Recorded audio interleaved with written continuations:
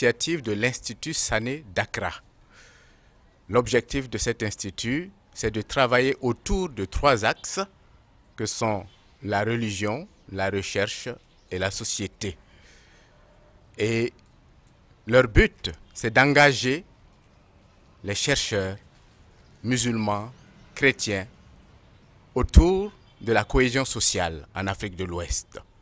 C'est à ce titre que cette émission vidéo a été initiée pour aller à la rencontre de figures musulmanes qui ont épousé la non-violence, la pensée de la non-violence et de la cohésion et du dialogue en Afrique de l'Ouest pour la transformation de nos sociétés plurielles.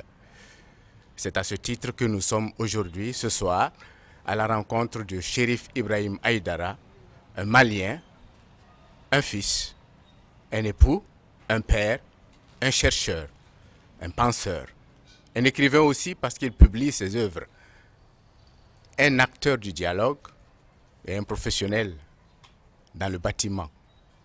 Voilà, nous venons à sa rencontre chez lui, à Boulkassoumou, et nous allons rencontrer, comme le dit la sagesse africaine, la racine de ce chercheur, de ce penseur.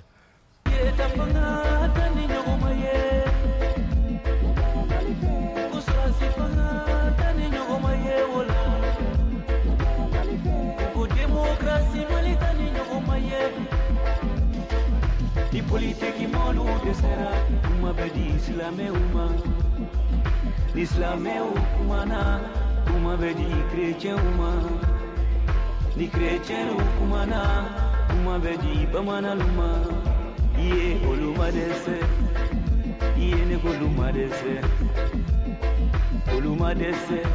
mali islam oluma dese mali chrétien oluma dese. Chérif Ibrahim Tidjane Aïdara, né le 14 8e mois 1976, originaire de Tombouctou. Issu de la famille Ahmed Baba Aboul Abbas, le premier cadi après l'arrivée de l'administration coloniale. Je suis réformateur musulman, donc j'ai des essais de production pour aller vers l'éveil de conscience et accorder une considération pour la science, quoi. Voilà, c'est la relation entre la science et l'islam. Voilà, donc je suis écrivain aussi dans les sujets de société, de la littérature de façon générale. Père de 6 enfants, dont 3 garçons et 3 filles. Je suis à la quête d'une vérité absolue qui donne un sens de notre vie sur cette terre. Je suis un musulman convaincu, pas un musulman en héritage.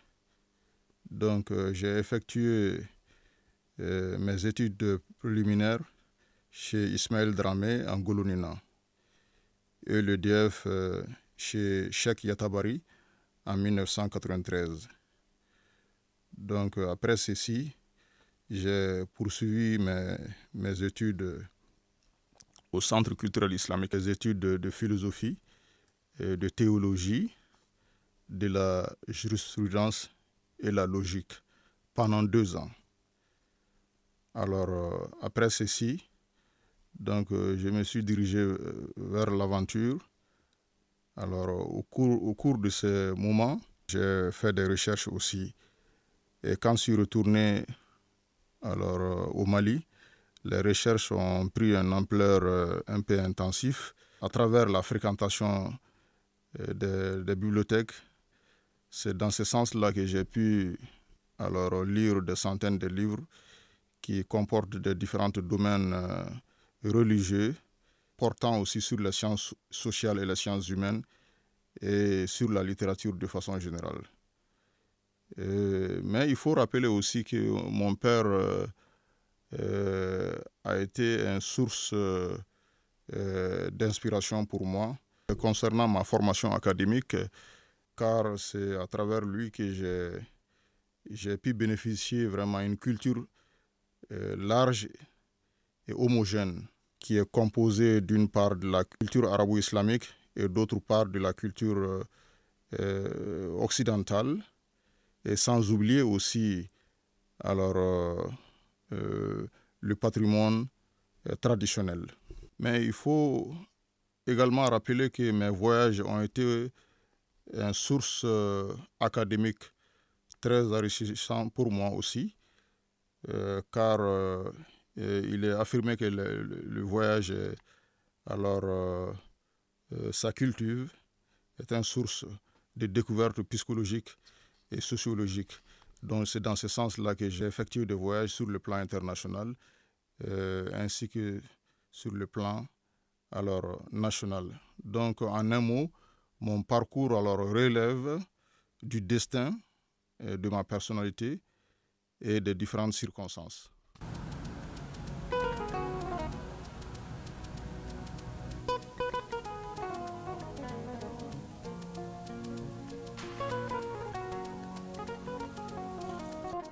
En réalité, mes différentes productions vont dans le sens de la religion, car je constate que la religion, c'est elle qui définit notre origine et notre destinée. Et c'est elle aussi qui, si vous voulez, qui encadre notre liberté. Donc mes recherches vont dans le sens aussi de Mogoya, parce que en fait je constate que on ne peut pas comprendre la religion sans être vraiment investir dans l'humanisme, ce qu'on appelle Mogoya en Bambara, d'autres appellent Ubundu. Mes recherches également est orientée vers la science, parce que je constate tout simplement que à travers la science, nos différents raisonnements vont être purifiés, quoi. C'est celle qui purifie notre raisonnement. Voilà. Au-delà de tout ça, effectivement, j'ai produit des différents documents. Voilà, je peux citer le titre de certaines productions. Je vais parler du premier livre que j'ai publié, qui s'appelle L'actualité au vu de l'islam, et suivi par un autre titre qui s'appelle Dieu et ses 6 manifestations. Il y a aussi le coût de la vie, et d'autres manuscrits qui ont été produits. Il faut rappeler que mes différentes productions sont en arabe classique. Ils sont en cours de traduction. Évidemment, il y a quelques-uns des articles qui ont été déjà traduits. En réalité, moi je considère la vie sur cette terre-là comme une famille, dans laquelle il est recommandé de tous d'apporter sa pierre pour son bien-être. Et c'est pour également le respect de la science et que je m'investis dans les différents programmes de recherche et de réforme. La liberté constitue un élément, on peut dire même fondamental, n'est-ce pas? C'est au-delà du respect de la connaissance et l'amour du savoir. Mes productions, c'est une façon d'affirmer, n'est-ce pas, ma liberté. Mais je veux parler de cette liberté bien canalisée, bien rationnelle, quoi. Mes différentes productions, pas moins de la naissance des enfants. Voilà, un livre représente un nouveau-né pour moi. Toute œuvre est un objet de critique, parce que les gens ont tendance d'aller vers la convention, c'est-à-dire les différents programmes qui ont été établis par nos ancêtres. Voilà, c'est la convention des esprits précédents, quoi. Alors que pour moi, souvent, vraiment, il faut créer, il faut innover. Donc, le fait que les gens ont tendance d'aller vers la convention, je me suis confronté vraiment à des difficultés face à certains universitaires, voilà, qui me reprochent effectivement de mon audace de liberté. Mais au fil du temps, petit à petit, donc, on s'est compris, moi et ces catégories d'universitaires. Alors, on a connu vraiment une atmosphère vraiment bien équilibrée. Au-delà de ça, j'ai confronté des difficultés linguistiques et conceptuelles. Il y a des difficultés liées au problème de vocabulaire. Donc, c'est cet aspect linguistique-là que j'ai confronté aussi. Il y a des collègues aussi arabisants, alors d'autres personnes islamologues, alors qui ont les mêmes conceptions que moi. Et donc, c'est pour dire tout simplement que alors, il y a un public qui est en train de se constituer. Vous savez, tout chercheur rencontre un type de difficulté. Vous voyez, c'est-à-dire qu'une question familiale. Parce que, en réalité, je risque de sacrifier, n'est-ce pas, certaines obligations vraiment familiales au profit de mes recherches. Parce que vous allez constater que souvent, lorsque les enfants viennent, alors pour me poser des questions, pour partager un aspect social familial avec moi, à travers la causerie, à travers d'autres, vous allez constater que je suis carrément plongé dans mes recherches. Monsieur Menta, c'est un de mes grands maîtres alors, de référence. Alors, lorsqu'il a constaté que, alors, dans la plupart des cas, mes différents exposés, mes différents thèmes sont distingués des thèmes et des propos populaires.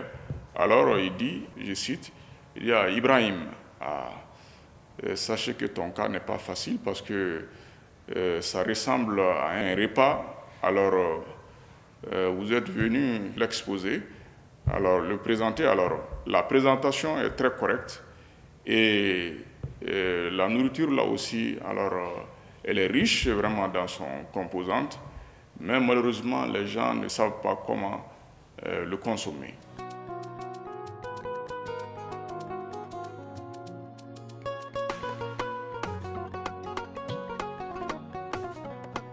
J'entre dans ma 85e année, originaire de Tombouctou par mon grand-père paternel, Ahmed Baba, du Kadi de Tombouctou, que les Français ont intronisé dans les années 1894-96. Dieu m'a accordé des enfants, ils sont 9 grâce à Dieu, tous vivants. Et je me suis dit que ces êtres-là, ces enfants m'ont été confiés par mon Seigneur. Ils ne sont pas mes domestiques ni mes... Ils peuvent être mes élèves, mais ils ont une pensée, ils ont une personnalité qu'il faut laisser s'exprimer. Je n'ai jamais voulu imposer des choses à mes enfants. C'est pour ça que mes enfants ont grandi en toute liberté. Mais interdiction de faire ce qui est interdit. Mais vous pensez ce que vous voulez.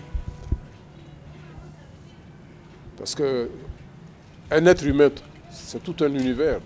Il ne faut pas lui imposer des choses. Il faut laisser cet univers-là s'exprimer. Donc il est né dans la liberté. Et puis en plus, sa personnalité n'accepte pas la contrainte. C'est une forme de contrainte. Il n'accepte pas d'être contraint dans ce qu'il ne comprend pas. Il tient à comprendre ce que vous lui enseignez, ce que vous voulez lui faire faire. C'est pour ça qu'il a choisi d'entrer à la Médersa, alors que depuis mon père, nous connaissons l'école française. Mon père a été à l'école française. Moi-même, j'ai été à l'école française. Mais lui a choisi d'aller à la Médersa. Quand il a eu 6 ans, que j'ai voulu l'inscrire à l'école, il a dit non, je vais à la Médersa. J'ai respecté sa volonté. Depuis, je continue de respecter sa volonté. Je disais au début que j'étais enseignant-chercheur. Bon, s'il y a quelqu'un dans la maison qui a suivi les traces par sa pratique quotidienne, c'est bien lui. Mais les livres français que j'ai parmi les plus importants, et c'est lui qui les lit.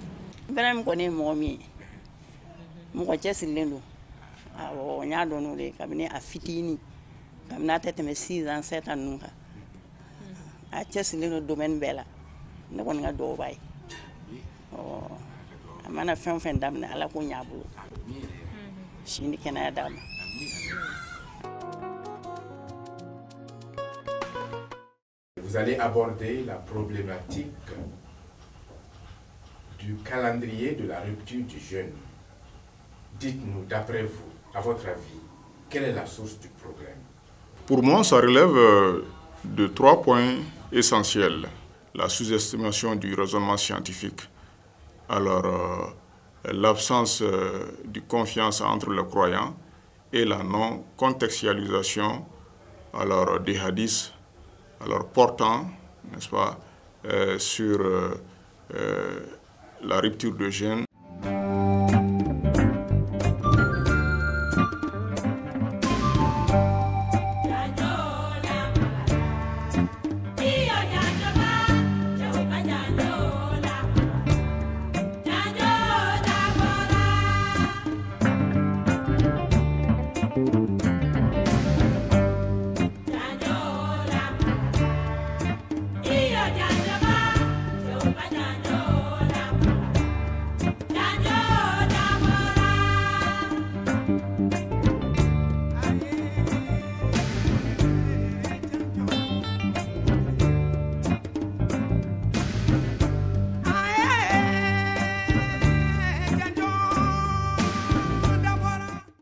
Le chantier, pour moi,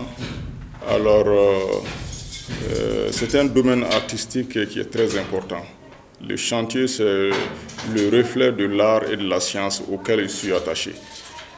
Et donc, au-delà de tout ça, le chantier est une passion pour moi. Parce que vous allez constater que les architectes, ils font des entretiens avec les différentes personnalités pour découvrir leur mental, leur goût, afin de confectionner un plan qui conforme à leur caractère, à leur personnalité. Donc, ça veut dire que ça a un lien avec la psychologie. Et puis, il y a un ouvrage là que j'ai pu réaliser à travers ma fréquentation du chantier. Cette réalisation-là, dont on nomme les repères géométriques dans les sciences législatives islamiques, à travers ma vie de chantier, j'ai pu produire ce document-là. On ne peut pas dissocier en réalité le chantier de ma vie, voilà, parce que ma vie intellectuelle est trop focalisée sur l'analyse scientifique. Et c'est cette analyse scientifique-là que j'ai découvert à travers les lois architecturales. Depuis le bas âge de ma vie, et donc l'art a été commencé. Pour moi, l'art est capital et naturel aussi. C'est commencé à travers les travaux domestiques. Avant que ça prenne une ampleur très professionnelle, quoi. Ah oui. Voilà, donc c'est depuis le bas âge que ça a commencé. Ça a pris une ampleur économique au-delà de l'aspect de l'amour, voilà, et le caractère naturel. Ça a pris une dimension économique pour vivre indépendant.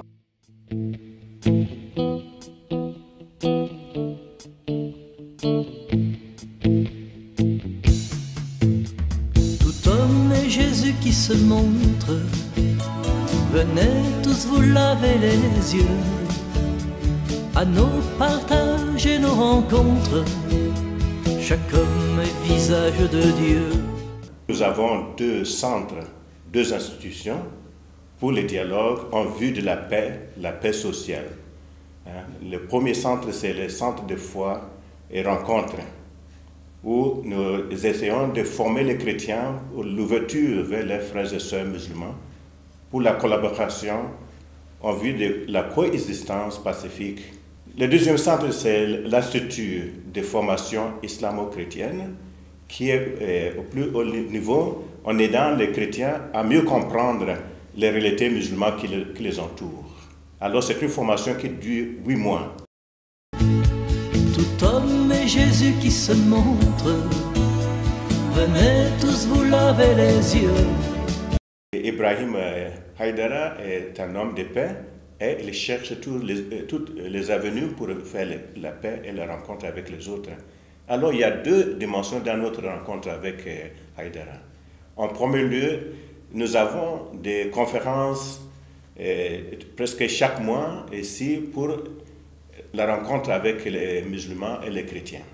Et Haïdara a participé à beaucoup de ces conférences-là. C'est d'abord en premier lieu dans le contexte de ces conférences. Sa participation, sa présence et les questions qu'il pose étaient très pertinentes qu'on ne peut pas remarquer sa présence. Et cela nous a marqué. La deuxième étape, c'est que nous avons signé une convention avec lui. Puisque ce qu'il cherche dans la vie, c'est ce que les centres cherchent, alors nous avons fait une convention avec lui pour pérenniser cette recherche de paix, de cohésion sociale. Alors, les centres collaborent avec lui et son cercle pour promouvoir les dialogues entre les chrétiens et les musulmans. Voilà le contexte clé fondamental dans lequel nous sommes rencontrés avec Haïdara.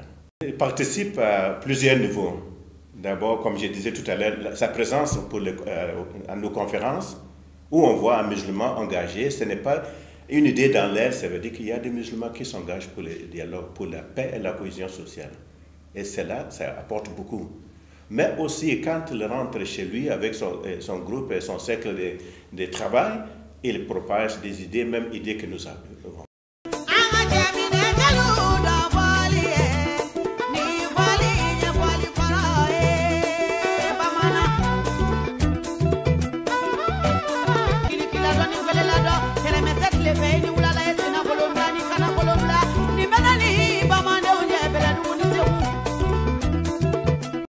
Chérif Ibrahim Haïdara ni un terri mais en terri daminena 2005-2006.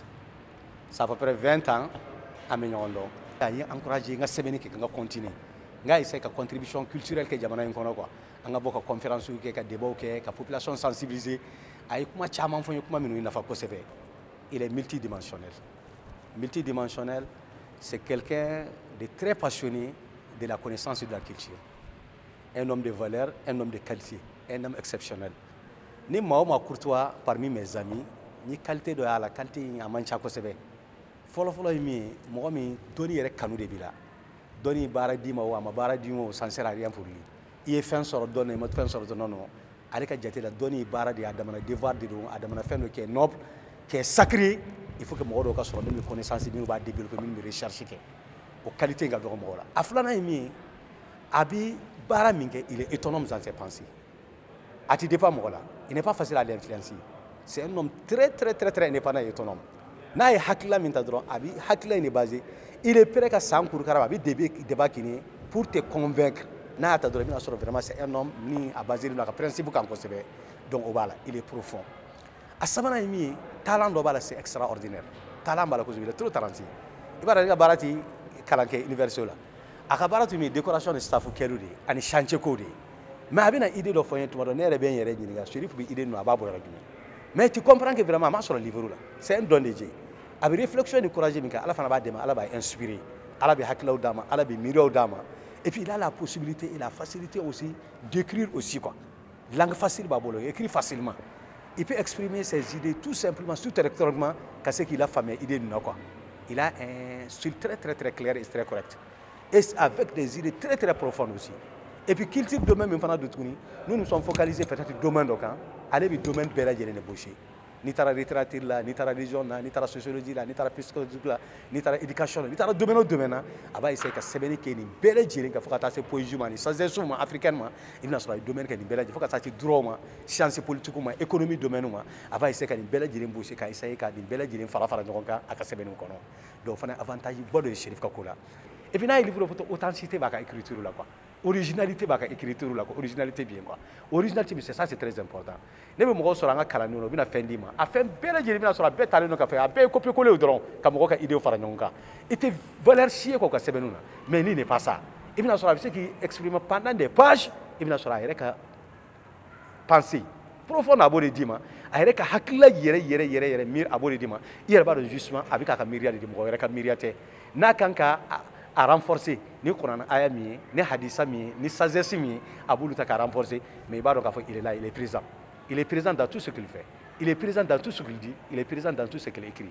À l'initiative de l'association de créer, association Jamalullah, la beauté de Dieu. La beauté de Dieu. À toi, il y a un dire qu'à toi, quoi. Ou tu me conférences bobo, ok. Tu me conférences bobo, ok. N'est pas tout à fait moi, un taraf conférence animée. Jamal Baba, non, fait.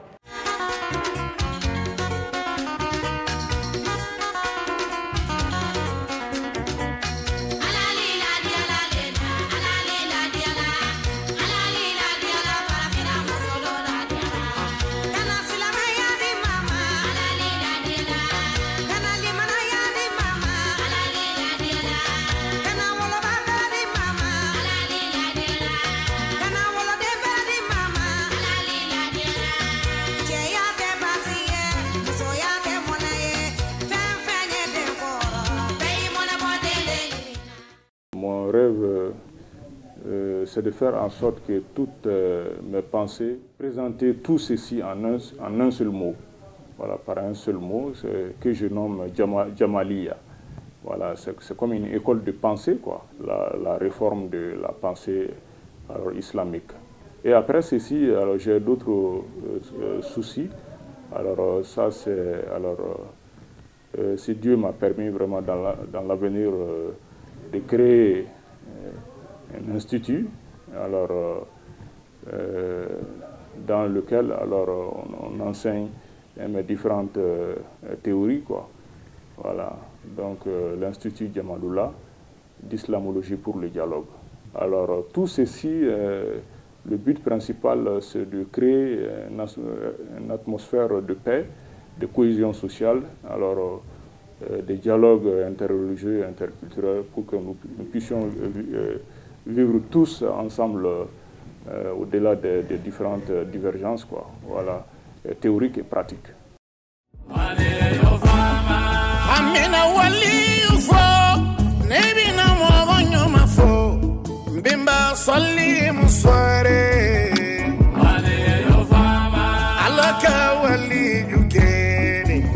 Nous sommes tous issus d'une seule famille.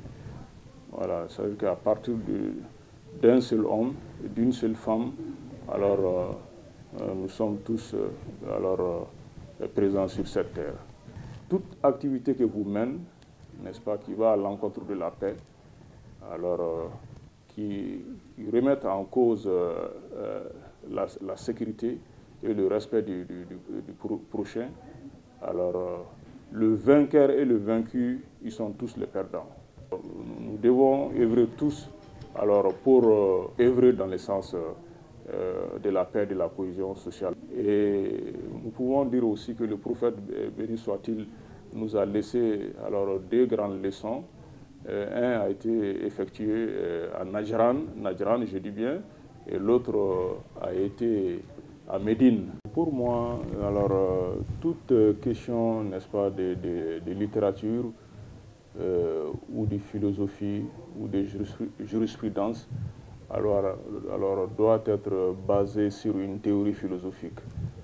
C'est à partir de là que nous pouvons mieux comprendre une illustration, n'est-ce pas, par rapport à la théorie et la conception de la personne, quoi. Ça veut dire du producteur, n'est-ce pas, de cette pensée-là.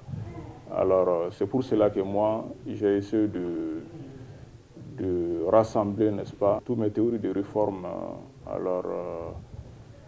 de paix et de la cohésion sur Munazzamatul Ilahiyya, l'organisation divine. J'ai procédé à l'élaboration d'une théorie gestionnaire du Coran. Voilà. C'est en lien avec cette théorie philosophique-là que je nomme Munazzamatul Ilahiyya, l'organisation divine. Et c'est pour cette raison-là même que j'ai produit un livre que je nomme l'introduction au tafsir Idari, c'est l'introduction à l'interprétation gestionnaire du Coran. Au-delà des titres qui sont déjà connus, moi j'ai choisi le titre suivant, un récit, n'est-ce pas, entre Dieu et ses créatures. Moi, ma proposition de réforme islamique en un seul mot, c'est de considérer la science. Je vais parler plus particulièrement sur les sciences sociales. Voilà, c'est-à-dire que la gestion, la sociologie, la psychologie, l'histoire, les sciences politiques, voilà, donc de façon générale, quoi. Voilà, donc moi je considère la science comme le troisième élément de base islamique. C'est aux côtés du Coran et la sunna du prophète. Donc c'est la science qui intervient directement. Voilà.